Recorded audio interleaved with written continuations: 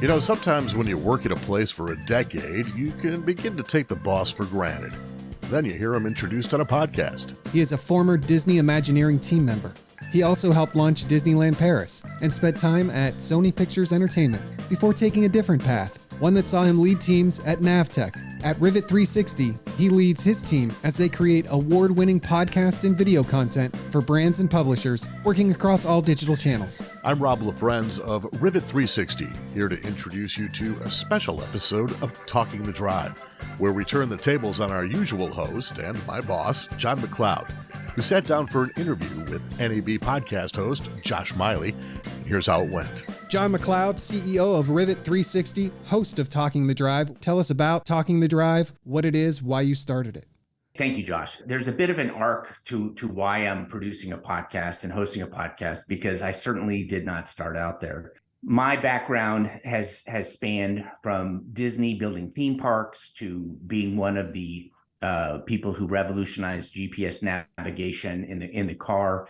And then I started Rivet Radio with the intent to become the Pandora or Spotify for news, where you could get local, contextual, basically on-demand news delivered to you based on where you were, what you wanted, what you were thinking. And we started as a B2C app. We were getting integrated into cars, into Jaguars, and this is before Apple CarPlay and Android Auto. And we were just so far ahead of the market that we frankly could have gone out of business years ago. But our customers were really interested in the content we were producing, whether it was syndicated content via the Associated Press. The Associated Press is an investor in Rivet. But we also then developed a podcasting expertise where brands and publishers would want to hire us and pay for us to produce podcasts for them. And so one of the lines of businesses that has evolved and now matured and grown is that Rivet 360 is a podcasting consultancy and production studio where we produce podcasts for others. And about 2 years ago, we started getting some inquiries into our technology, which is all around, again, the contextual creation and delivery of audio content. And so with my background in navigation, went back and started talking to people, the auto industry, to see what had changed, and realized that the connected car was actually finally about to happen. And by that, I mean, yes, there was always connection. You could, listen to radio in the car, you could get satellite, you could download software, but the idea that the car was truly connected, it had a true internet connection where you could, basically stream content, be always connected, know what's around you. That was finally happening. And so I went back to the auto industry and started talking to car companies and suppliers and all of those folks.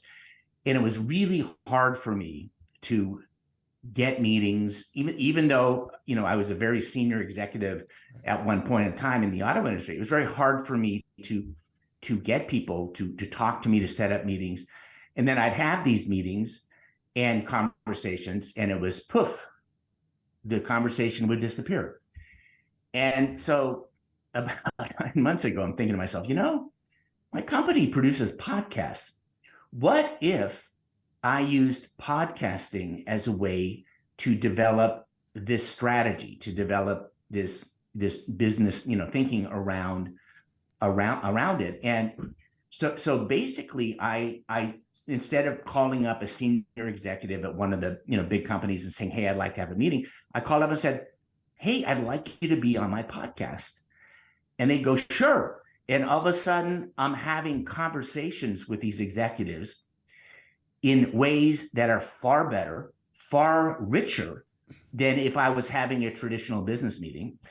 And we're having conversations where we're trying to build a consensus about ideas and what's possible. And it becomes a very collaborative conversation versus if I was walking in to a meeting that would have taken 2 or 3 months to set up.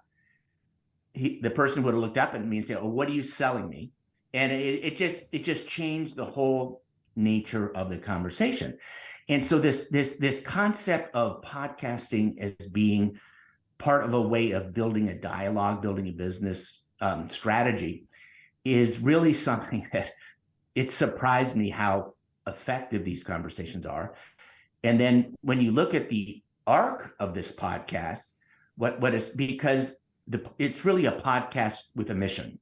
It's kind of like my Odyssean journey, trying to reinvent, audio and radio in the car. But on this journey, now all of a sudden, conversations from before can inform the current conversations. And so even though every podcast episode is a standalone episode, if you listen from the beginning, you feel the arc of the conversation, how we're getting smarter. Prior conversations inform current conversations, lead to other conversations. So I'm very excited about it. And I'm just thrilled at finding what I feel is kind of an innovative way to use podcasting, but I think it's a really powerful business development tool. And who knows, maybe someday podcasting will be one of the core courses at Harvard Business School. Well, one can only hope. And listen, I love the talk about the story arc and the through lines. And I love that it's business development and lead gen. And that's really where we're gonna go down the rabbit hole for the rest of this conversation is. But tell me, just so people can once again grip and understand. So, you're putting it out in the world. Traditionally, people think, what are my analytics? Who's listening and stuff? I'm sure there's a bit in on that, but that's not how you measure success here. So tell me how you measured the success of this podcast. So to me, if there are 50, 100, 200 people I can reach with this podcast, but it's the right people, that's going to be a huge success. Because what's interesting about it, and I've been in the innovation business a long time. My first job out of college was, believe it or not, building Epcot Center as a Disney Imagineer. And that was all about the most creative, talented architects, engineers, writers, Hollywood producers building this theme park. Yeah. And I need to pick your brain on that on a friend's podcast, coasterradio.com, somewhere down the line, because that's got to be some of the most amazing things, but that's not what we're here for. No. But I had to plug it because you keep mentioning Disney, and I don't want people to my jaw's dropping just as their jaws are dropping. So I had to mention. Right. So thank you. But to me, so I've been around innovation a lot. And what you realize is that in the most creative companies, and I use Walt Disney, I was at Sony Pictures as well. What you realize is that 98% of the people in the company are executing and doing the job, and really don't have the ability to think about what should be done. So much of these entertainment companies and creative companies are about the execution and figuring out how to get it done. And a very small percentage of people actually have the mandate and the skill set to think about what should be done. My podcast goal is to reach the people in the auto industry, whether it's the OEMs or the key suppliers or the key providers of technology and innovation. My podcast is about reaching that 1 or 2% who are thinking about what should be done. And trying to find those people is really hard. And having this offer of saying, come and be on my podcast, it just creates such a different dialogue that leads to other things. And so that's the purpose of this. I would love to have a lot of people listening to it, but it's a little too geeky if you really listen to it. But for the people who matter, it's very real to them. You probably knew of a couple of these 1 or 2% people. So those were kind of like your first guest, with the hope that once it's out there and, hey, we're promoting this and you're going to promote it too on your social channels or whatever, that's going to reach the next guest or the next people, or in the organic conversations with those on your show. Hey, this was great. You should also talk to person X. This can take it down that path. That's kind of how it builds out. And next thing you know, you've kind of ingrained yourself in that ecosystem of the people you want. Yes. And what I would say is that, part of this is that getting those people on my podcast But the other part of it is getting them to listen to it and being willing to have a more private conversation about, what they're doing and what I'm trying to do. Because a lot of this is delving into the more private part of company strategies. And a lot of, depending on where you are, who you're talking to, they're open to talk about certain things, but they're not going to tell you what's behind the curtain in their R&D lab. But if I'm able to come with some interesting insights and stories, and again, going back to Disney, and I know this isn't about Disney, but one of the key things about my podcast that I learned from what was called Mickey's 10 Commandments about building theme parks, but it's about seek to inspire and entertain before trying to educate and inform. And so this podcast has kind of shifted the way I approach business and business meetings. I mean, I can be pretty direct in terms of pitching something, selling something. I've got an economics degree, MBA, all of that stuff. But this podcast is kind of shifting it to saying, let's get into areas of inspiration, of what people are interested in talking about. And that's what I try to do in the podcast. I'm not trying to, look behind the curtain to see what they're building, but I'm trying to get them to talk about what's important. And that's kind of the other benefit for me is having this podcast actually inform and I think improve the way I interact with people in meetings. I now walk into a business meeting less as a senior executive and more as a podcast host, thinking, how can I have a conversation with this person that would be entertaining, and thinking to myself, boy, if I could record this would be a fun thing to record. Now, I can't record them all.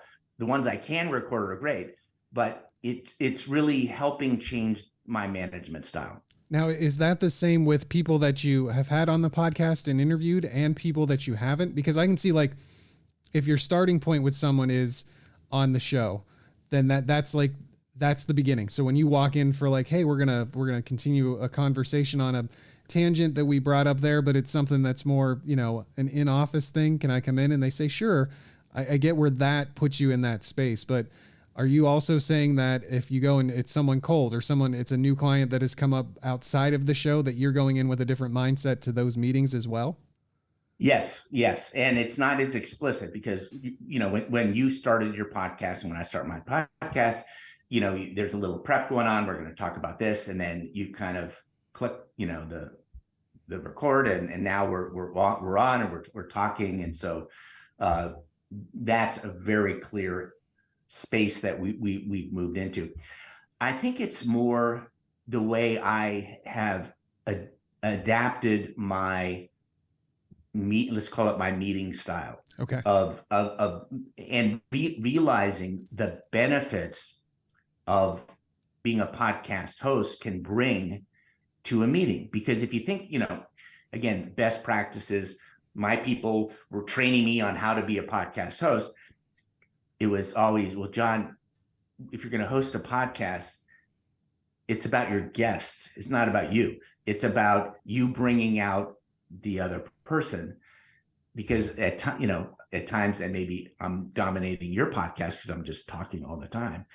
But that's how I do it. Like what they're teaching you. That's like, listen, I come in I put the ball on the tee and I get out of the way. Yeah, right. Exactly. I'm the audience trying to say, okay, if there's something here that they want to know a follow-up to, it's my job to bring that follow-up and then move the conversation along through what we've kind of set up we wanted to bring to the audience. So right. Exactly. And this is my first time now being a guest on somebody else's podcast. So I think I'm reverting back to my prior behavior. But it's a self-awareness of yourself in a meeting, what your role is, what you want to accomplish, what you want to accomplish collectively. So for me, being a podcast host has really been just a great personal development for me. I mean, I feel like it's helped me a lot. So yeah, and I think it's a natural step for people in the broadcast space because listen, there's a good healthy percentage that came from being on the talent side of things that went into management and just to remember that side of them or to understand if they've got a very good rapport, where that comes from. So if they're trying to teach someone below them who doesn't have that, why they don't, and how you can kind of coach that in. So excited that we're talking about this. You know, another thing that's popped up with all of it to me is, you know, you're doing this podcast, you've got this library of content, but it's not like it just goes out into the ether. People listen, you know, that happened and that's who I talked to 2 years ago. It's a resource, right? Like that library of content can be used in other ways within your business, or at least can inform other paths that you go down. Can you talk about that a little bit? The goal of the podcast and all of my other conversations and research and discussions is to try to move the automotive industry, the car companies, to something we're calling a smart driving experience. You've got a car, you've got a smart car. Why does your smart car not play you smart information and entertainment? You have apps, you have radio. It's kind of a mess in the car, if you think about it, from a consumer, from a driver, from a passenger perspective. And people might bring in Apple CarPlay and, you know, and hook that up, and that competes with the satellite radio, that competes with the radio. And I don't think people quite realize how great it could be if there really was an experience designed in the car. And that is the goal of this podcast and my work, is to try to have the conversation. I have opinions, but right. I've learned a lot and my opinions have changed a lot with these conversations, and to bring these conversations and learnings into the industry and see if we can build alignment around a future where it really addresses driver and passenger needs. I mean, if you think about it, the car is the biggest opportunity to do something unbelievably innovative. Every day, people spend an hour a day in the car. 300 million people. 300 million hours a day are spent in this captive place. And it's a mess in terms of what gets in there, and everybody's competing to get in, and the broadcasters are fighting to hold on. The satellite radio people were doing their thing. So what I'm trying to do is bring this up the next level and see, is there something bigger and better that can be done? And with my background in mapping in location, one of my premises is that what's so unique about the car and that moving theater is it's always moving, and the moving changes the context of what those drivers and passengers are interested in. What experiences can be created and designed for that car that really takes advantage all of the data. And when I say data, you have a lot of data on your phone, a lot of personal information, a lot of that stuff. The car has also a lot of data. Oh yeah. And if you could find a way to put the phone data and the car data together seamlessly, so that you get in the car and it's as simple as radio, but as powerful and as smart, as the internet. You put those together. That's always been our vision of what's next. And we tried it through the phone, bringing it in through the phone. But as I said, I'm not a fan of CarPlay. I'm not a fan of apps coming into the car. I love the iPhone. I mean, it's unbelievable. It's a Swiss Army knife. It can do everything. but it's basically bringing in something from the outside and streaming all the content through the phone creates a disintermediation with what's happening in the car. And so, again, going back to that original premise of what's changing in the car is it's actually finally going to have full internet. When Elon Musk slapped his iPad on the dash of the Tesla and put full internet in the car, that was a game changer. Yes. And he did it in a kind of a simple way. So what does that look like the next 2 or 3 generations down? That is where I think it's going to go in the car. And I think it's going to be a streaming dominated world for several reasons. I think streaming is what people want. It gives you the targeted ability to deliver content based on where you are and what you want. And, there's all kinds of ways to enable that content to find you with streaming. But maybe the most important reason why streaming is going to happen big time in the car is because that's what the advertisers and marketers want. I think about a DTS auto stage and the ability, we're not saying broadcast not in the car. We're saying it's the different vehicle to bring that broadcast entertainment into the car, maybe switching over time. And I think everybody can agree we'll disagree on timelines on it, I'm sure, but that we can all see that's kind of where this is going as the evolution of internet coming into the car has happened. That's a lowercase I inevitability, right? With the no negative connotation, that's an opportunity. Right. Take advantage, be right there. And listen, you're taking on a gargantuan task because you're right. It's a little muddled to say the least on these dashboards. It'd be easier if everybody was just like, all right, hand it off to company X. I'm not going to pick a car maker, but company X, and let them figure it out and place it for all of us. That's not the way they want to do it. Everybody says, I need to get my people and have it be my own unique experience. That's confusing to a consumer on the front end to an extent, let alone on the back end, right? When you're trying to figure this all out with everything you'd want to bring in. So again, gargantuan task. You are gargantuan. I agree. And I believe me, when I have these conversations with people who are, broadcasters, they will find 32 things wrong with, what I said or I'm saying. But to me, it's a matter of time because the value, the move from, one to many to one to one, it's so powerful, the ability to pinpoint content and get metrics back. That's going to happen. I love what DTS Auto Stage is doing because it really brings to life what is possible from the consumer experience of getting the rich content. You get the image, the text, the back. So that to me is what DTS Auto Stage is half of the solution. That's the solution of making that experience far more richer. The other half of the solution is what I learned from navigation, of basically, instead of having a book of Thomas Brother maps that are now digitized and you looking through all the maps, you tell the nav system where you are and where you're going, and it flips the whole map inside out and delivers your personal route so that your map finds you along the way. So to me, what the DTS Auto Stage is half of the solution.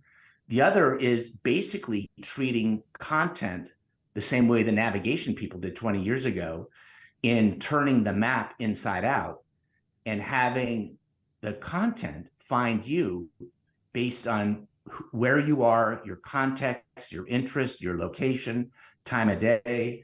Are you going down to Starbucks? Are you commuting to work? Are you on a trip?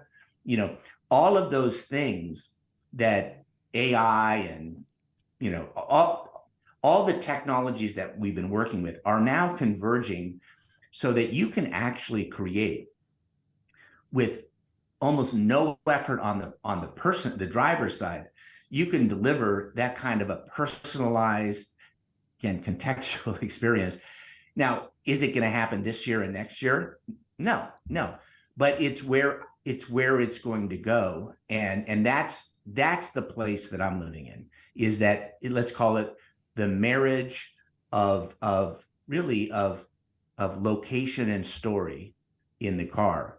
That's the place I'm going. And it's influenced by my Disney background of storytelling and my NAVTech background of GPS mapping and traffic. And I realize I'm way out there on this one. That's all right. There's a lot. I like having the idea out there, location and story, and let people, specifically on the radio side, think about how that can play together, because the more people you have thinking on an idea like this, ideally, that's where the genesis of something is going to happen. So we've put that in the ecosystem, and we see what comes back over the next, couple few days, months, weeks, years. See if anybody, pings John McLeod to say, hey, I've got an idea. Let's chat about it on your podcast from the broadcast side. And we go. All right. Well, I'll tell you what, you've given us a lot to think about. And that is the whole point of this, right? Like when we have conversations like this, we either want to give people direct answers, or we want to give people ways to put their brain in a different space so they can think about the possible and the potential of what's coming down the road. We're all futurologists in my eyes, is what I think when we put ourselves behind one of these microphones. So John, any last things you want to mention before we head out, or I just want to say thank you for the time?